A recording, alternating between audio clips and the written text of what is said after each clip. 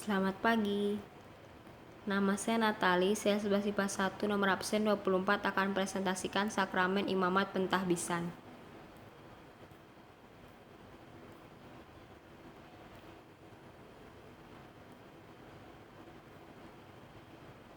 Apa itu sakramen imamat?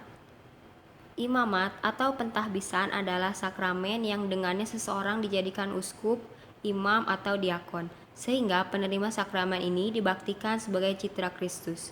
Hanya uskup yang boleh melayankan sakramen ini. Dengan sakramen tahbisan, orang diangkat untuk menggembalakan gereja dengan sabda dan rahmat Allah. Melalui sakramen ini, seseorang diangkat menjadi pemimpin gereja, resmi baik dalam sakramen-sakramen maupun kegiatan dan kehidupan gereja. Melalui tahbisan ini, para imam diangkat untuk menjadi pelayan gereja untuk menjalankan tugas-tugas Kristus, yaitu sebagai imam untuk menguduskan, nabi untuk mengajar, dan raja untuk memimpin dan melayani umatnya. Di atas semua itu, tugas yang terpenting adalah mengabarkan Injil dan menyampaikan sakramen-sakramen.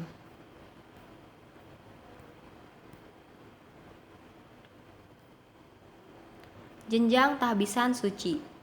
Pentahbisan seseorang menjadi uskup menganugerahkan kegenapan sakramen imamat baginya, menjadikannya anggota badan penerus pengganti para rasul, dan memberi dia misi untuk mengajar, menguduskan, dan menuntun, disertai kepedulian dari semua gereja.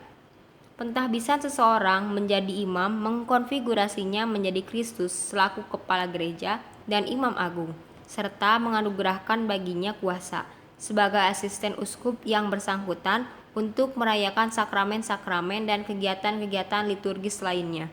Teristimewa Ekaristi.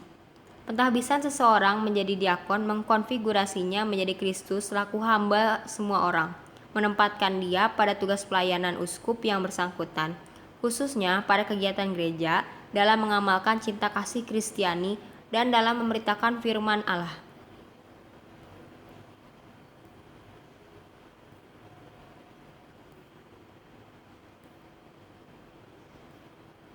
Dasar Alkitab Sakramen Imamat.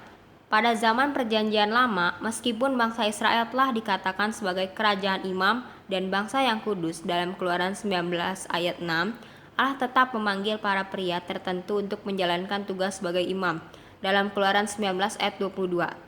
Hal yang sama terjadi di dalam Perjanjian Baru.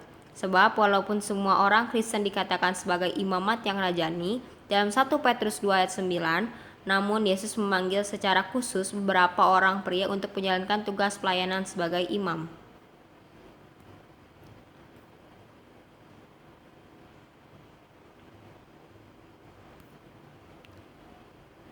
Simbol sakramen imamat.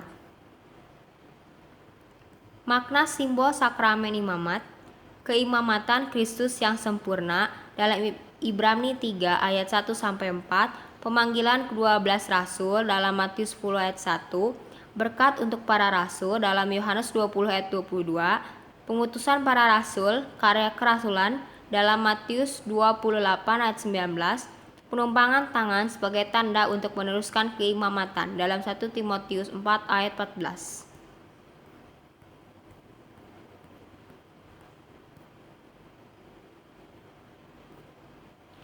Makna sakramen imamat.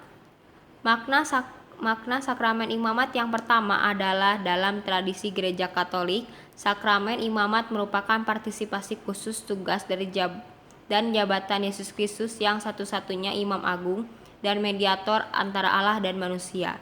Makna imamat yang kedua adalah materai kekal. Materai imamat memberi tanda rohani yang tak terhapuskan dan tidak dapat diulangi. Makna imamat yang ketiga adalah rahmat Roh Kudus. Rahmat Roh Kudus memberikan daya untuk mencapai tujuan yang menjadi sasaran pelayanannya demi pelayanan terhadap Tuhan dan terhadap sesama. Makna imamat yang keempat adalah panggilan hidup. Sebuah panggilan hidup dan merupakan sakramen bahwa panggilan hidup Gereja Katolik ada dua, yaitu awam yang suci dan imam yang suci. Terima kasih.